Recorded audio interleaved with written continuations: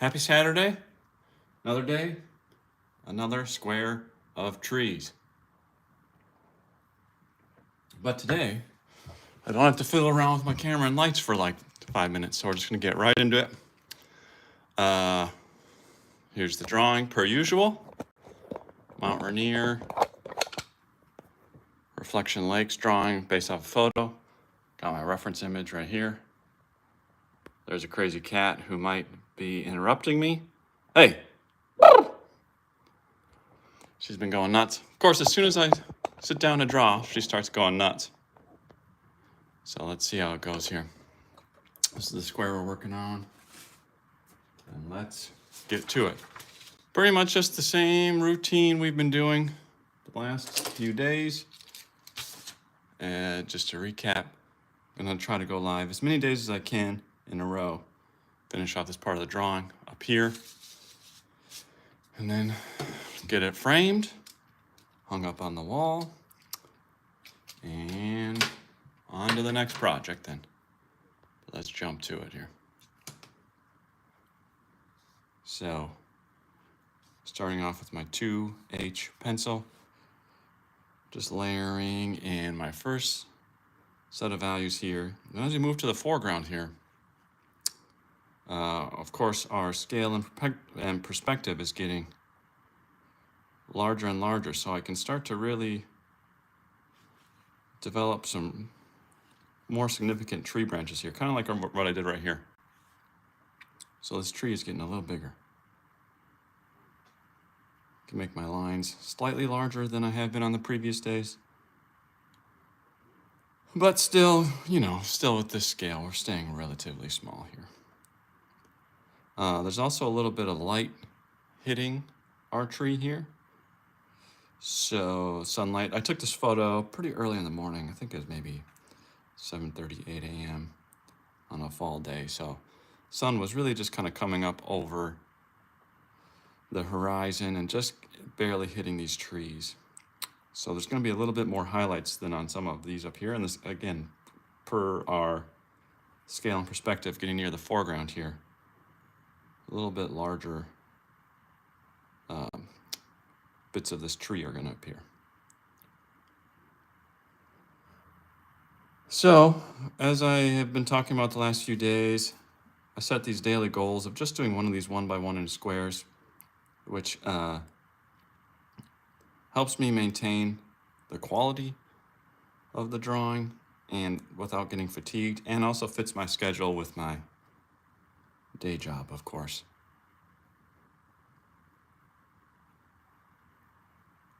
So just building these layers. Let's see. Damn, that's pretty cool. Thanks. Here, I'll show. There's some people. Here's the full drawing here. So this is Mount Rainier in Washington State, and I've been working on these trees for quite a long time. And as I've talked about on some previous days, a lot of this has been put on the back burner as I realized people like my drawing tutorials. So I started this April of 2024, but I've really only been working on it for the last 5 months on these lives. So I'm dedicating, trying to go live every day, almost every day, to finish this piece off, and then, I'll mat it and frame it, put it up on the wall. Let's see. Nice. Wow, you got some serious skills. Thanks, everybody. Yeah, I mean, it's a commitment, but like, as opposed to, are you working from another image? Yeah. So I took this is a photo I took. I have the photo here. I have it set up so I have my grid on here. But yeah, this is based off a photo of Mount Rainier at Reflection Lakes that I took with a red filter on the camera, which, if you're familiar with that, think of like Ansel Adams style, black and white, really contrasty. But that's why I got the dark sky. When you put the red filter on, it turns your blues darker. And that's how, not early, that's how people who take black and white photos often do that, because it makes it really dramatic.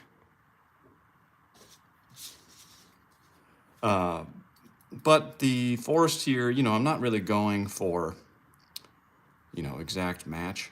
It's more just inspiration on scale and texture and perspective. And then up on the mountain itself, that's where I'm really trying to match it exactly, because so many people are familiar with Mount Rainier that I want them to sort of be able to see different climbing routes and different parts of the mountain. So up there, I really try to hone in. And that's why this little section up here that's missing, that's kind of why I'm avoiding that. It takes a lot longer. Even though the squares aren't as filled up with actual drawing, it takes a lot longer to match it.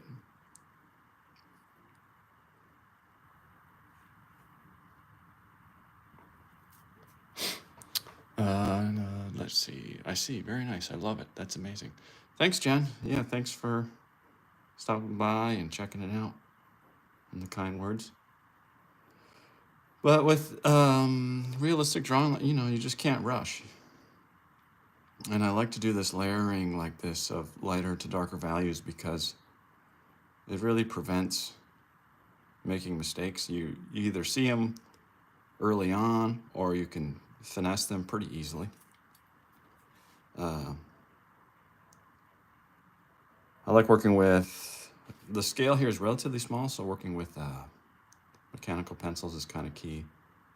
If I were doing a little bit larger drawing, traditional pencils can help you go a little bit faster, but at this point I'm committed to this scale, so. You can see yesterday in the trees we did up here, we left off with just the tops of these starting. So I'm just continuing those down. And this one on the left here disappears behind this center tree here. Like always, they kind of just disappear behind the layers of the trees towards the foreground. But in layering our values and eventually putting our shadows down, you want to draw these first, you want to put down these first lighter values a little bit larger of an area, and then we'll cover them up to sort of hone it in. Will you keep the finished project? Yeah, this one I probably will. Somebody last week asked if I would do prints of it. There's potential, but I think prints of a drawing, I don't know. I've done prints of my paintings, but prints of drawings I've never done before. But if there was interest, I would. And to do prints, you have them, I would have it professionally scanned, and then, professionally printed, obviously. But I haven't done that for the few really long-term drawing projects. I've only done that for my paintings. If you look at my page, you'll see some of those. But if things really turn out, I would love to get my own. I don't think I could learn to professionally scan it. That's kind of its own art, but I think I could get into buying a large professional printer. How do prints work? Is it a photograph of the piece? Yeah, they might make scanners this big, but for my larger, the paintings I've had are like 30 by 40 inches. And those, they take several photographs of it and then merge them all together. So in the end, it's actually way larger than the painting itself. And then, so you could print it way larger. There's a person, so I just moved to Washington, and there's a guy I used to use in Minnesota who, if things really work out, I'd love to have him. His scans were unbelievable. But yeah, it's made up of a series of images. He wouldn't even show me the way. I asked if I could see how he did it. He wouldn't show me how he did it. It's his own proprietary process. But if you're interested in any, I do, well, if you go back in some of my old videos, you'll see, like my first videos were on these paintings I did called Unnatural Selection. Check those out. And I sell prints through Etsy. I also have my YouTube shop connected. And those have been pretty successful. That's probably my most successful art project to date. I've had a few solo shows. And print-wise, I've sold, I mean, for me, who's, not like I'm well-known or anything, but I've sold hundreds of prints, which is cool. Yeah, let me know what you think. It's on the history of persecuted wildlife, mostly focusing on North America. So there's a wolf, there's grizzly bear. I did one on pollinators, which is not just bees, but like moths and butterflies, bison, sea turtle, and polar bear, I think is the last one. There are 6 of them. I had a show here in Washington a couple years ago, and turned out really well because a interior designer went and saw the show, and then she started getting some of her clients to, she would design around them in her clients' homes. And they're all numbered and signed, so, it's kind of a special piece. That's a great topic. Thanks. Yeah, it's one of the things I was going to sort of talk about on my channel eventually. And not to promote my own, but more like if you're trying to be an artist and grow your skills, really allow yourself the time to conceptualize unique ideas that are important to you. One thing that can make it more difficult, obviously, is if you're on some sort of timeline. But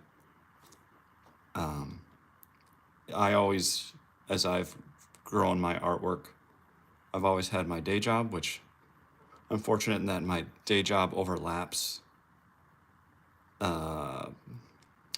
in sort of, being creative. I work on TV shows during the day, so I get to be creative in that, and I get to see all sorts of, images being created in terms of video and composition and subject matter. So I think that has helped me grow my sort of artistic eye a lot more because I'm just always in it. And as, the world has changed, TV overlaps so much now with like social media and everything where they all kind of just go hand in hand. Sounds like a great job. Yeah, it can be. 100% it is. Sometimes it's hard to be creative all day, every day, but I think that, again, it helps you develop those muscle memory skills.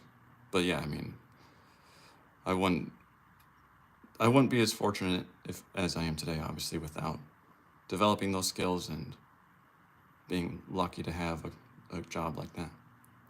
I used to, it's not as much anymore, but I used to work on a lot of food shows like Bizarre Foods with Andrew Zimmern. I worked on a few diners, drive-ins, and dives. A lot of those shows have kind of, diners, drive-ins, and dives, I think that's still going, but Bizarre Foods is no longer. So back to more specifically what I'm doing here. So I did my first layer with my 2H pencil. Now I'm layering over the top of that, building out these branches and getting a little contrast with my HB pencil. I'm an activities director at a nursing home, so understand trying to be creative all the time. Those are very popular shows. Yeah, if you like the Travel Channel for a long time, it was all food shows. And so we had a variety of other shows on there. But Bizarre Foods, yeah, that was the big one that went on and on and on. And now I work for Andrew Zimmern's production company. Well, he started the company. He's not the president anymore, but he's still obviously involved. Okay, so we got our HB pencil down, and now I'm gonna go over with my darkest shadows here with a 2B pencil, and this is where those trees will really come to life and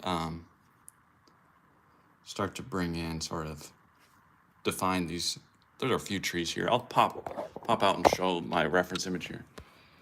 So this is, I've layered these grids on Photoshop. If you want these grids, I have them free on Patreon. You don't need to be a member or paying member or anything. But if you go back a ways, I built these grids, so if you have Photoshop or any application where you can layer something on top of an image, you can download those. I forgot where I was going. But anyways, I'm gonna start putting in the shadows here. And then make these trees really pop. The center tree here, similar to these over here, they're getting towards the foreground, so scale is growing a lot compared to some of the other days where we've been working on some smaller trees. And I think I probably darkened this a little too much, so like I often do, I'll have to go back in with the eraser and fix it a little bit, but let me just adjust this here. Start with this prominent one. This one is more in the foreground, so I want to get this one working before I go back and finesse these two on the side.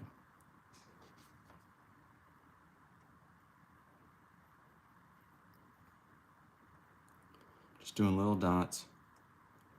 As I mentioned earlier, this tree is getting a little bit more sunlight.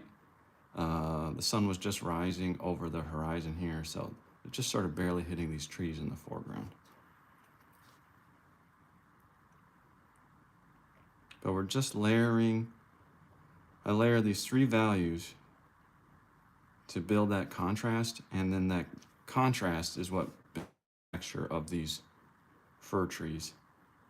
And it's pretty tedious because, you know, I'm working at a relatively small scale here, but if you've ever brought anything in to be framed, it doesn't take long for the price to add up, so I didn't want to work too large. Amazing work. I'm going to check out your prints. Yeah, check them out. If you're interested in any of them, send me a message somehow. I'll send you a promo code for a discount. And I will say, feedback I often get is seeing them online is cool, but people who have been to my shows, seeing them in person, they're normally just blown away because a lot of people see them on the wall and like they think it's just a regular painting. And then as they get close to them, they see that it's made out of words. And then that's when their mind gets blown a little bit. And then they start reading the words and it tells the story. You check it out. Let me know. Either way, let me know what you think. I'm curious to people who don't really know what they're walking into. It's always exciting to hear their response.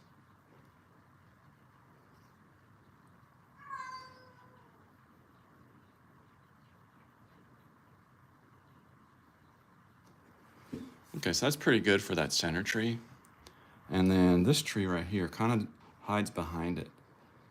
So we're gonna slowly just almost shade it out to where then it pops up back here and a little bit of that sunlight coming up. Even in those shadow areas though, I just wanna do little dots or little lines kind of filling it in. And just sort of slowly picking up my pencil off and slowly let that tree reveal itself. So, I mean, that layer down here, we're covering up probably, I don't know, 80, 90% of that work we did. But doing it this way in layers, you can really develop that texture of all those branches. And it's super subtle.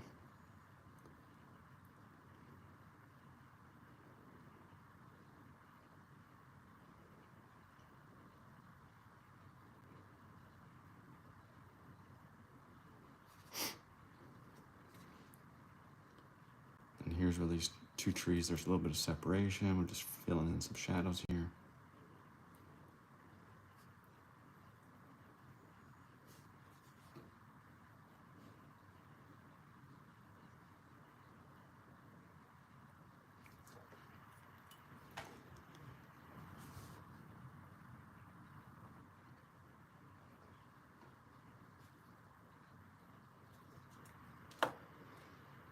And then this is my little pencil eraser Faber-Castell.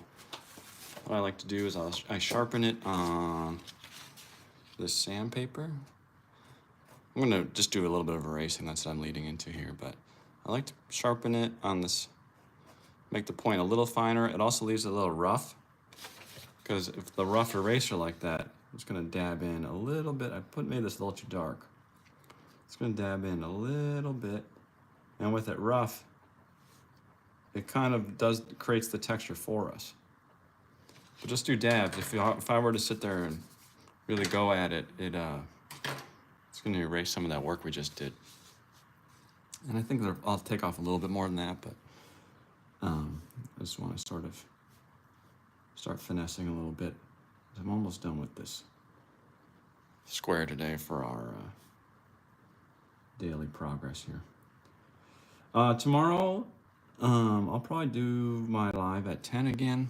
Again, going live every day to hopefully finish this and make some progress. I'm also I'm putting together a long form video on shading and shadows.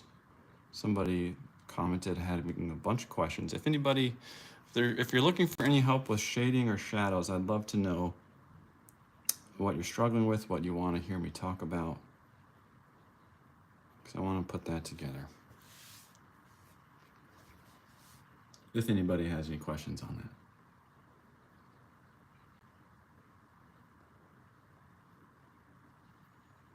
This tree over here is actually really dark. It's just sort of this one continuing down.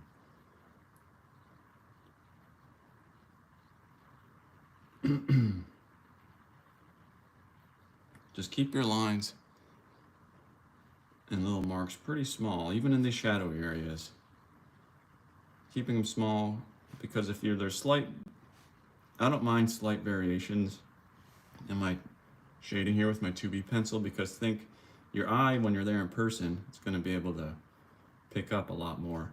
And you're going to see little trees in the shadows here. They don't really show up on my reference image, but in real life, you would get details in here. It won't just be black.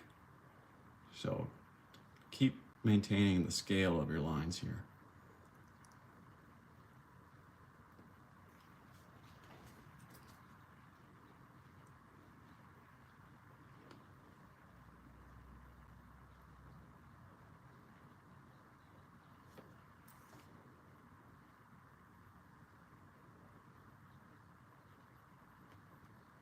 And similarly to this tree over here, we're just going to sort of shade in this tree. This is only half the tree here. The other half of the tree continues over here, but to maintain our square a day here, I'm not going to work on that today. But so I'm just going, these branches going up and to the left here. That's all I'm working on.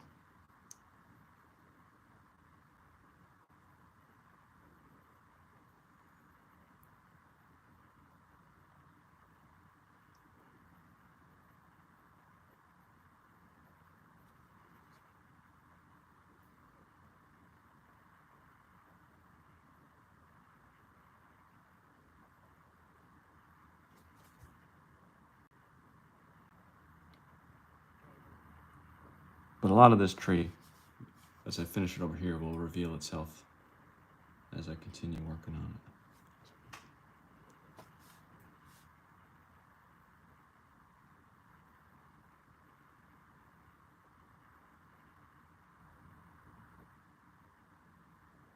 But also remember, when you're drawing, forests like this, a lot of times, don't just draw a bunch of perfect trees. A lot of this, on my reference image here, you can't really make out exactly what's going on. Oh, it's hard to see with this light. A lot of it, you want to keep things natural looking. So even if things look a little jumbled or just sort of pop out, that's how a forest really appears. Up here, it's easy to sort of have a defined, definitive shape. And you want to work hard to get those, but don't make everything, if you're a little kid drawing, don't make everything like a perfect triangle tree. Otherwise, it's going to look like it's not going to be realistic looking. It might seem a little bit more beginnerish. But of course, if that's what you're going for, obviously, then do that. But if you're trying to draw realistically, a lot of times it just turns into sort of gibberish. Okay, just like earlier, kind of lost. There's a tree hiding down there. I want to get some sharpening my eraser again, roughing it up and cleaning off the end a little, and just little dabs. Just let it be random.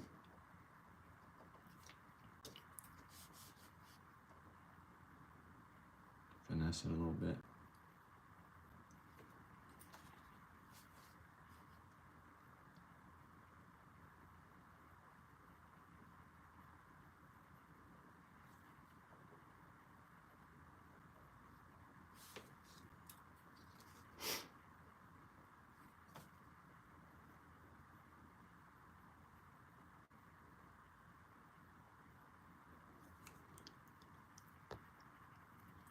So you can see in here, it's not super even, but again, I want that because there are trees hiding back there.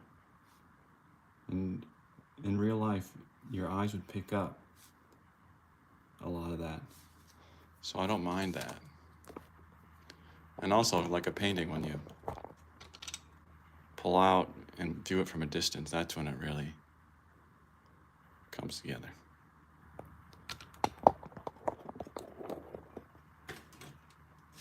So on this tree right here, there's a little more light hitting it. So what I like about this eraser is it actually is not very good. So I can just pull off some top layer of my graphite and then finesse as needed. But when I want to take off a little more, I use this electric eraser, and I use one of the edges where it's a little sharp. This has a little more highlight coming into it. So obviously you want to be super subtle because this is pretty aggressive, but I just do little taps.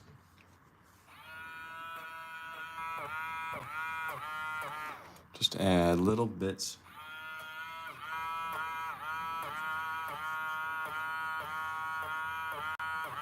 of more pronounced highlights. And of course, this is a fir tree here.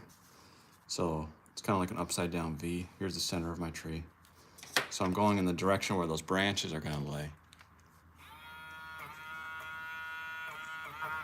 This is just some, you want to do this when you're nearing the end of a section you're happy with.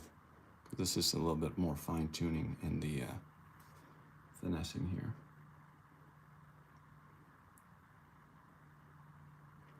But you see just those little taps, and I'm just working as small as possible, and if you need to, you can go back in and blend them in a little bit.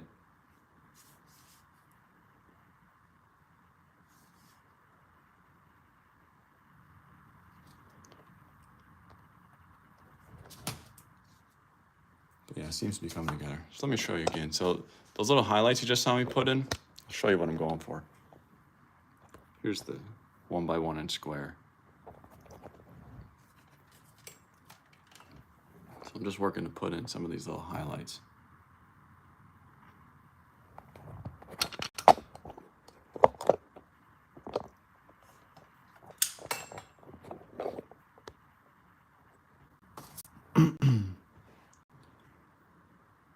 Yeah, I think that is just about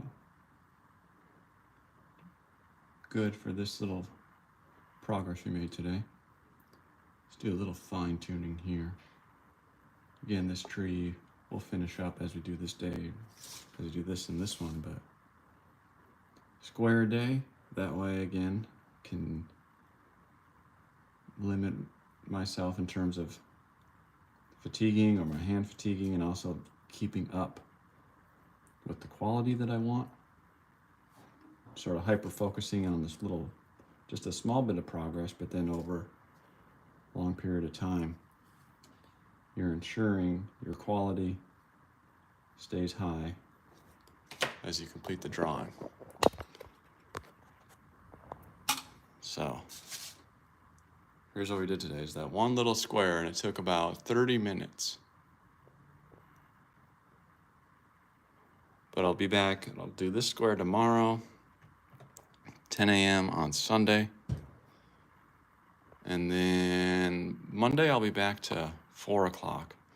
So the goal, square, one of these little 1x1 inch squares every day until I finish.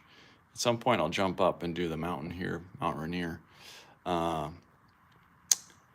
Again, once you get in a rhythm so I'm on day 5 of just doing the trees now, which is really only like 5 squares here. Most of this I did in early 2025 or late 2024.